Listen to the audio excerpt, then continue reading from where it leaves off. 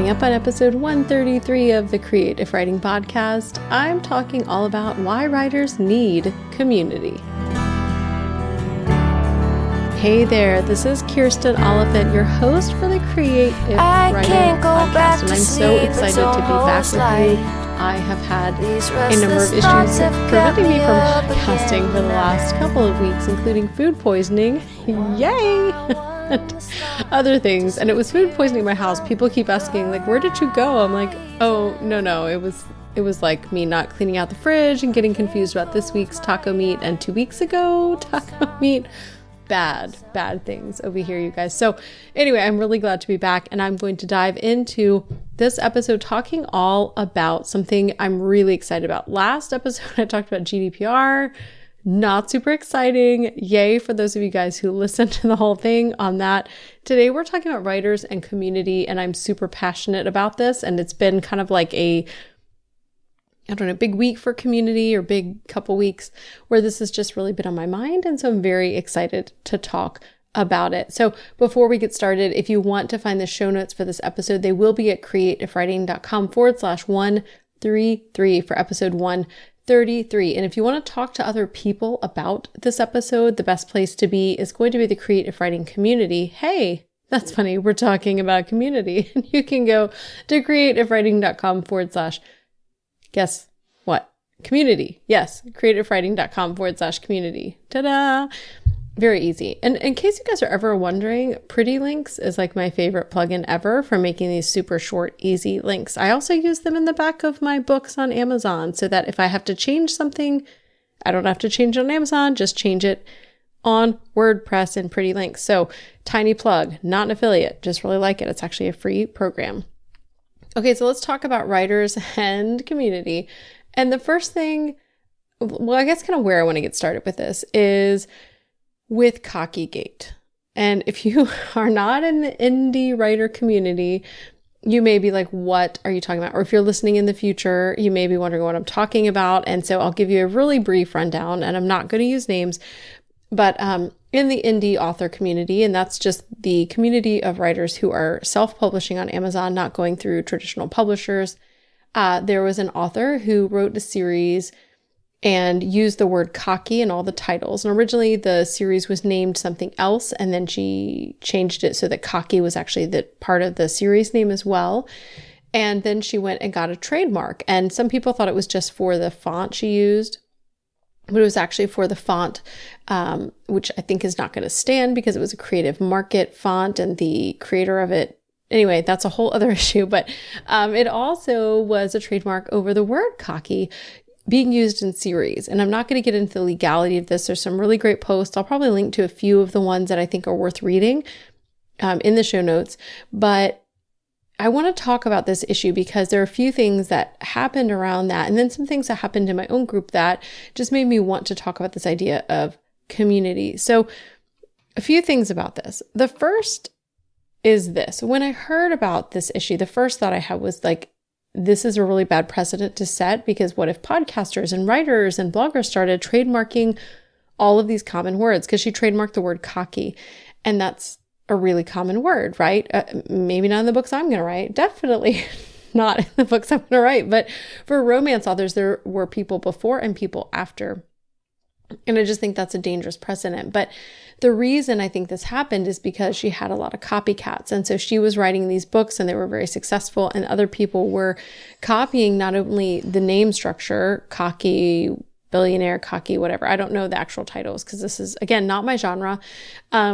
But people were copying that and also copying the font, which is why she trademarked both. And so the first thing to say, and I'm going to share some like bad examples of writing community first. That's what we're doing here. The first bad example is when you are copying other people, because that was just the fact that she did this because of, I'm assuming because of the people who were doing this whole thing of copying her.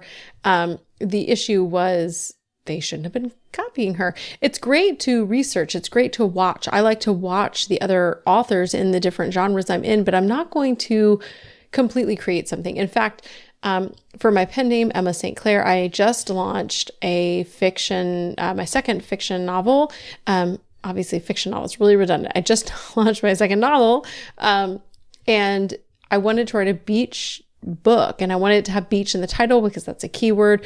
And there's a really popular author who also has beach something in her titles. And so rather than run the risk of like confusing her readers or getting on her bad side because her books are really popular, I added the name of the fictional island that I created to the title. So it's Sandoval Beach Memories rather than just Beach Memories, because there's a popular author who has a whole series where it's just beach something. And that was just me. I noticed what she was doing and it fit with what I was doing. I'm not trying to copy her, but I also was inspired to do something similar and using similar titles, but I made sure to make a distinction so I'm not getting on her bad side. Whereas in this other case, there were authors who were, it seemed, taking what was working for another author and trying to replicate it so closely that they could sort of coattail on that success. And so I think that's really kind of the impetus for her decision to kind of go the trademark route. So the first thing that's bad is just copying. And I've had some situations, I think I talked about this in one of the episodes, I'll link to it in the show notes, where I talked about kind of bad relationships and things that can go wrong, collaborations that are bad. I did talk about that as well in my book, Creative Collaborations, which is a nonfiction book you can find on Amazon. Sometimes you partner with people and you get burned. I did get burned. And it was kind of awkward and weird. And I don't want to get into it because the person that I had the issue with talked about it in her podcast, and it made me really uncomfortable because I was like, hey, she's talking about me. And it was totally one-sided, just her opinions. I don't want to do the same thing because I hated that. It does happen. It does happen. And I think sometimes I hear people talking about like, should I get a copyright for this or that? Should I worry about trademarking this or that? What if someone copies my idea? And the reality is like, there are very few original ideas. Someone probably will copy you. And you just kind of have to do your best with that. And so I think in general, do your best to be inspired by other people, but do your own thing. So you're avoiding the whole trap of copying. Now, going into the whole idea of getting this trademark, I think trademarking something specific, like she had a name for the family that she was dealing with, that would be a great trademark. No one else is using that. Cocky is a really common word. Other people use this. Be considerate to others. So I feel like, I don't know if the decision was made in a vacuum or who she talked to before going after this, but I feel like this is one of those things where if she had asked or proposed the question, she would have heard feedback that would lead her to not make this decision that she made ultimately to go for this trademark. But she did make the decision to go for the trademark. And I don't know if it was to keep it secret. And then she waited till it was 30 days to start emailing people, telling them to change their book titles. Because that was the other part, is that instead of just trademarking it, she then emailed the people who had that title, who came after her. I think she left the people alone beforehand and said, you got to change your title. And, this can be a really big expense. So either fighting it with a lawyer is an expense, or changing your covers, that's an expense. That's buying a new cover. Sometimes Amazon is not okay with you making book title changes. And I know some people who've been going through that, and it's a pain. And so this is a cost of more than one thing. So it is really difficult. So in addition to the trademark, there were the letters that went out that were not super bridge building, maybe to put it mildly, in terms of what she sent other authors. And so I think the lesson I want to impress upon you guys is not like, oh, boo, this person, but like, think about the choices that you're making in terms of the larger community. And I do think that matters. Yes, you need to think of yourself first. You have to have self-preservation, especially if this is your income, you're paying your mortgage with these bills and the income you're making, you have to have some self-preservation. But I think there is self-preservation and thinking of the community, because I can tell you, and I'm going to share some examples, but the larger community as a whole is what's going to help you find success. So as I continue with talking about Kakigate, you're going to see why. But when you're not thinking about the larger community, you really aren't thinking about your own best interests, because your success sometimes, often, I would say, other than the people who are like a rare unicorn where you just like write a book and have success with nothing, no intention, it just happens, like you get lucky. I feel like everybody I know that has great success It has to do with partnering with other people. That's why these big people do these affiliate pushes for their courses and their launches and their things, because they need to partner with other people. We need to band together. And so you don't want to do things that are going to alienate the community at large. Now, does that mean you're going to make popular decisions all the time? No, but I think there's some extremes here, right? Like there's one extreme where you do everything the community wants. That's not healthy. And then the other extreme is sort of like this kakigate where you're like, I'm going to do this and it's going to hurt the community, or I'm just not going to consider how it might hurt the community. I'm just doing it anyway because it's good for me.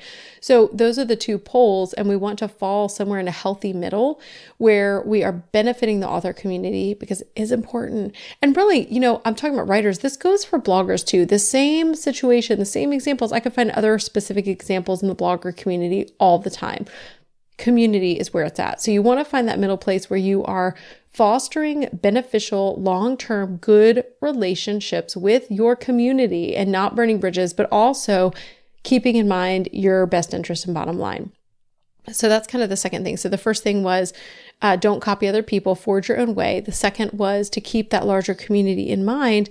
And then the third is what happened after the trademark and all these emails started going out, is that the author community, which is not surprising. I do not know why this was surprising to the author who did this. They turned like a pack of vicious dogs. And I don't mean to be rude if you're one of the people who did anything, back toward her, but there were books that were written that were slightly humorous. I mean, I did chuckle at some of the books written in response to this. Some of them made some serious money, by the way, on Amazon, where they were kind of making fun of the whole situation. People went and left 1-star reviews on her books, which I absolutely do not agree with and think that's just, no, don't take it there. That's not where the battle is. And just things like that. I think there was a lot of online bullying.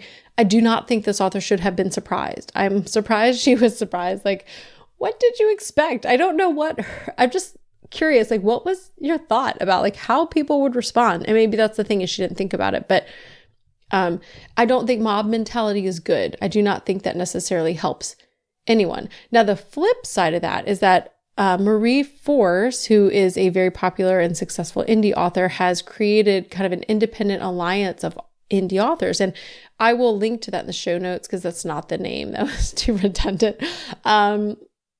But I'm a part of it. And what she is doing is banding together a large group of indie authors so that she can take that. I think it's over 1,500 people now. When she emails Amazon, there's some crazy stuff happening with KU and page reads and people losing their whole profiles and crazy stuff I'm not going to get into, but she is taking it upon herself to kind of help form this alliance of independent authors so that there's more clout when she emails Amazon. It's like, it's not just me, I'm representing 1,500 independent authors, and here's the problem that we have. So this is a good mob mentality because it's not really a mob, it is a community of people gathering together toward a common goal, whereas a mob is sort of like the shoot first, ask questions later, and very emotionally driven, whereas something like this alliance is a conscious and rational effort.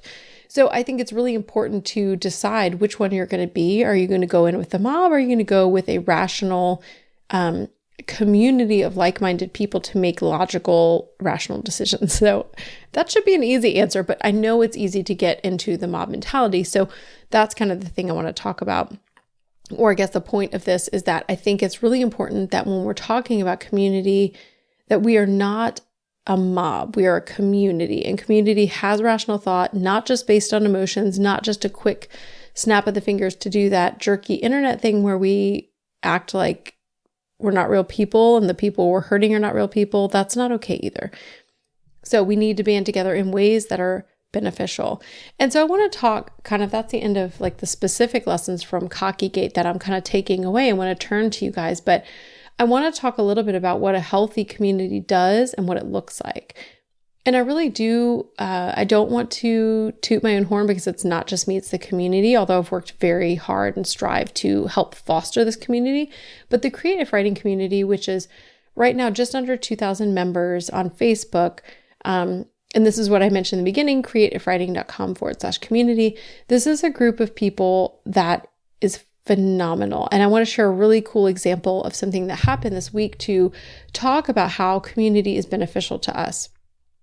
So before I get to the specific example, some of the ways that community is beneficial, and just to list them off, this is logical. Like you guys probably already know this, but community is really helpful for feedback. We really do need other people's feedback. And community is also beneficial for promotional and growth. Like I mentioned, a lot of the big people partner with other people for success. And one of the things I've been doing, I'll have a longer podcast episode about what I've been doing to build this fiction empire, because I want to build it first. But when I've been doing fiction under the pen name Emma St. Clair, I've been working closely with other authors, doing newsletter swaps and other things to really build goodwill. I've been buying other authors' books. I've been reading their books. I've been reviewing their books. I've been sharing in my newsletter and hoping that comes back to me. And intentionally working to make sure that that happens. So feedback, promotion, support. When you're having a really rough time, you need those other people. And it's also really helpful to get not just feedback, but get advice. Like it is so helpful if you can find a couple of people who are super smart, who are willing to share kind of what goes on behind the curtain.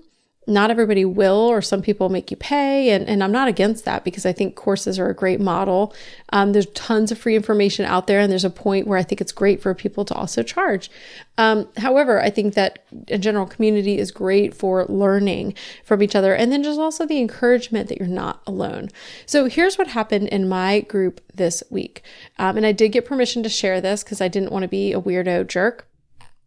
But one of my community members is about to launch a fiction book and posted the cover, not asking for feedback, but just saying he was excited. And some members said congratulations. And then a few people spoke up and said, hey, what genre is this? Because here's what it looks like. And there was a response that it was a different genre than what the commenters thought it looked like. And in general, the conversation started to turn in a kind way, but sort of unsolicited advice that, hey, this cover may not work for your target audience. And I love to make mock-ups, and I actually made a mock-up of a cover that to me seemed more fitting. I'm not a cover designer, but I have a good eye. I hire out, but I often send my designers in a control freaky way, which I hope is helpful, kind of what generally I'm hoping for. And then they take that and make it better. And that's fantastic. So I sent a mock-up, and then he tested it with his Facebook fans and people in that target market. And they preferred the mock-up because it was more in line with the genre, not because I'm a great cover designer, because again, I'm not, and no, you can't hire me. I will not do your cover. I don't do my own covers. But the point is not about the cover. The point is he came into the group with something, not asking for feedback, and got it. Now, this could turn ugly because, first of all, anytime you share a cover, it often turns ugly. People will share whether they like it or not. So know that if you're ever sharing your cover anywhere. But people were kind. They were unsolicited, but they were kind because the goal was not to be jerks. The goal was, okay, if you're trying to sell your book, which you are, then this is something to consider.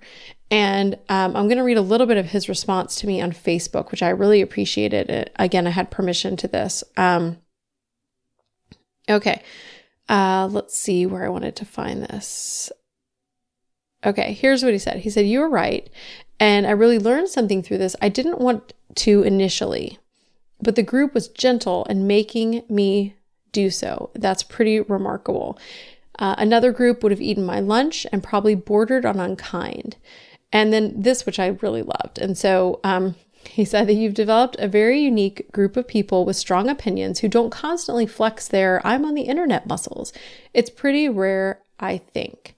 I'm generally willing to accept help, but I had my blinders on with this one and didn't see it. And I think that this is kind of the important thing and what really stuck out to me when I was thinking about community and thinking about kakigate and all the different things that have kind of been in the news lately is how important that community is. So right now he's actually commissioning a new cover designer, even though he was set on his cover. Again, he had set on the cover. He spent the time to design it.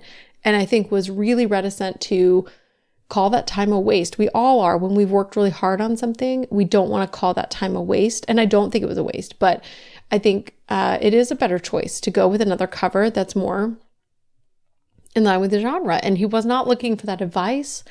It was given gently and kindly, but again, still unsolicited.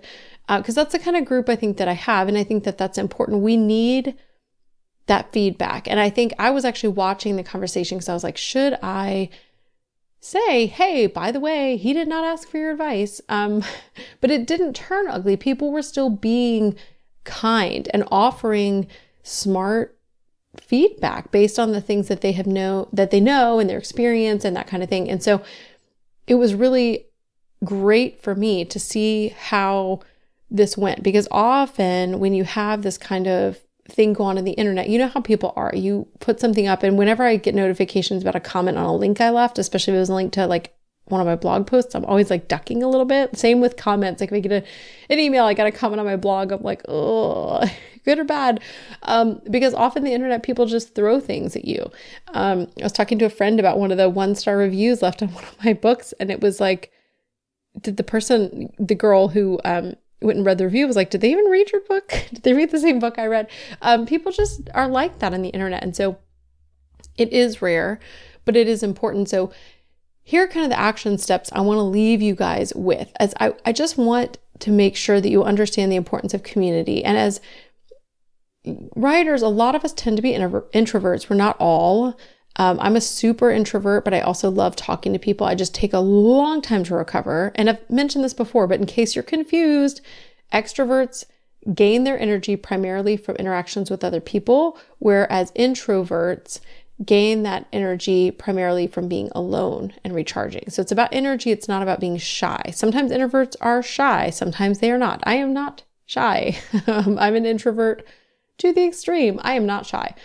And so sometimes I think as introverts, we hold back from community. And, even to me, I guess engaging online, like in Facebook, is less energy depleting than in real life, but it's still energy depleting.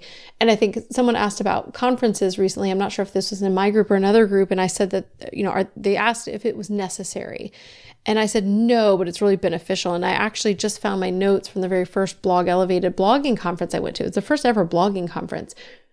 I am still partners with and very close with and have great business relationships with some of the people I met at that very first conference. And the relationships I have with them have been instrumental to where I am today. I would not be where I am today without having gone to that conference. So yay, Blog Elevated, Bobby and Lisa, you guys are amazing. People I met there, you guys are amazing. I'm still connected with so many of you guys, like Cami Hoysa from the Communities That Convert podcast. I think of Rachel Matthews. I think of Paula Rollo. And again, Bobby and Lisa. I met Holly Homer, Eric Tung. I'm trying to think. I know I'm going to leave a couple of you guys out. I didn't plan to give you shout outs, but a lot of the people I still work with and message with and talk to, I met at that conference, and it was so huge. Christy and Kathy as well. So huge numbers of people I met at this conference, and they're instrumental. So I think, no, you don't have to do the community thing in person, but when you do, there is something powerful about connecting in person. And I really honestly believe that our success in many ways, unless you get lucky, our success in many ways is dependent upon the depth of the community we build. Let me say that again. I believe in many ways our success. I don't think I can repeat it. No, not deleting this either. I can't repeat it. But in general, to paraphrase, our success is determined and related to, I can't do it again. The community. Build depth of community to find success. That's what I want to say to you guys today. So action items for that. Here's what you need to find. You need to find a small group, maybe 1, 2 people, a couple people. A lot of people are doing masterminds lately. You don't have to do a mastermind. You could have a couple people. I don't have anything formal set up. I have a few people that I talk to. Taylor from Boss Girl Creative, Paula, again, from Beauty Through Imperfection and Quick Blogging Tips. I talk to them not together. I talk to them individually, but they are the people where I'll go to them honestly and be like, this isn't working. This is working. Help. What are you doing with this? And we're really just lay the guts out right there on the table with each other about how it's going. You need that. And then back up a little bit. Then you need, if you can find a smaller community of maybe like 5 to 10 people where you're really helping each other out. I don't have one of those right now. I'd like to fill that space, but it's not a thing I have right now, then maybe back out a little bit larger and have a bigger group. And I'm in a couple of really effective promotional groups where it's not just promotion, like you drop a link, but it's like newsletter swaps and things like that, where we're helping each other, we're buying each other's books, we're tweeting, we're doing different things. And those are maybe a couple hundred. And then the creative writing group is a great example of like a little bit bigger group. And honestly, I love that the group is growing, and I hate that the group is growing because I'm scared we can't maintain the awesomeness as it gets larger. So one thing we're doing about that is closing it for the summer. So I'm recording this almost mid-May in 2018. I'm going to close it for the summer because I'm going to be a little bit less active, and I don't want to have new members come in that I can't take care of. So I'm going to change the questions for entrance to the group and just say like, hey, I'm going to add you in August. So hope you still want to join. Just because, I want to maintain a group and foster a community that matters. And so I think it's really important, whatever the size, it could be bigger, it could be smaller, but that you find a community that actually does the work of supporting, where you can actually meet people to collaborate with, where you feel like it's healthy. Because I've been in some groups where people are active, they're supportive, they're good at what they do, but it was not life-giving, and I had to leave because it wasn't healthy for me. So you need to find a group that's healthy, and maybe that's not my group. If it's not, go. I don't want you to be anywhere that's not healthy for you. So just consider that, but you need to have some different levels, and then maybe some in-person ones. And I do these least because I have very little time with 5 kids, and they're not all in school. It's just very little time for in-person support, but I do think it's important. So I go to a couple conferences a year. I'm thinking about having an in-person event starting in the fall every month for creative writing here in Houston, which I'm super excited about, and we'll share more if that comes to fruition. But I think it's really important to find the things that are life-giving and the things that are supportive, because again, to not paraphrase, but say it again however I can, our success is in large part based on the connections we make and the depth of those connections and how fruitful they are. So you don't want to burn your community. You want to consider your community. You want to be open to their feedback, but also you need to know yourself well enough and your goals well enough to know when to reject that feedback and to know when things are not healthy for you and not beneficial. So all this to say, community matters, and especially for writers who can be introverts. That was a weird way to say that in terms of syllables, but whatever, you can't just pull back and hide in a cave in your house. You have to forge these connections intentionally and in a healthy way. Super important. Okay. So I'm going to have lots of links for you guys and some tips. You can go to creativewriting.com/133 to find all of those things. And if you want to join our community and see if it's a healthful, growing community for you, you can go to creativewriting.com/community. And if you're listening in the summer, it will be closed. A few housekeeping things before I finish up. I am actually considering taking a hiatus from the podcast. You guys have noticed it's been erratic. I said I was going to do every other week, and then that stopped happening. I want to have an every week podcast. And that may not be possible for me until the fall. It just really may not be. I'm also having issues with interviewing with some of the Skype and eCam things. It's making my sound and the sort of technical aspects really obnoxious. And just overall things are harder right now with my time and everything else. To even schedule an interview, my girls are now out of school. I have no time unless it's midnight, and no one wants to record at midnight to do these interviews.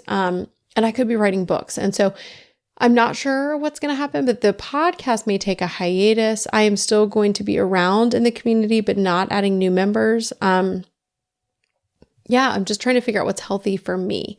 I will not go anywhere permanently, but summer may look like I've ghosted just a tiny bit from you guys.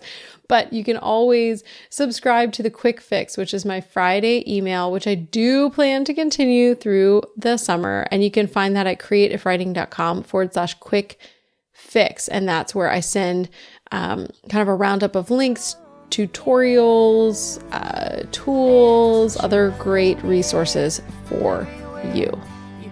All right, I'm going to go ahead and sign off now, but I hope that you find the community that's beneficial to you to help you take those leaps and bounds ahead toward meeting your goals. So in community. Go out and create content that you love to serve your people well.